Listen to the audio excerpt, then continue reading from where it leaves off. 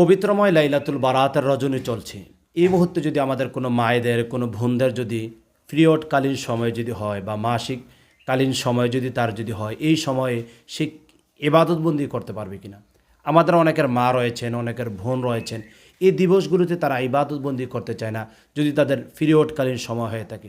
না, তারা ইবাদত থেকে দূরে থাকতে পারবে না, তারা সালাত আদায় করতে পারবে না, তারা কোরআনুল করিম সরাসরি ধরে স্পর্শ করে পড়তে পারবে না, তারা তাওয়াফ করতে পারবে না, তারা কোরআনুল করিম পাঠ করতে পারবে না, কিন্তু তারা জিকির করতে পারবে, তারা তাসবিহ তার আদায় করতে পারবে, আল্লাহ তাআলার কাছে দোয়া করতে পারবে, আল্লাহ তাআলার কাছে ফরিয়াদ করতে পারবে, আল্লাহ তাআলার কাছে ইস্তেগফার পাঠ করতে পারবে।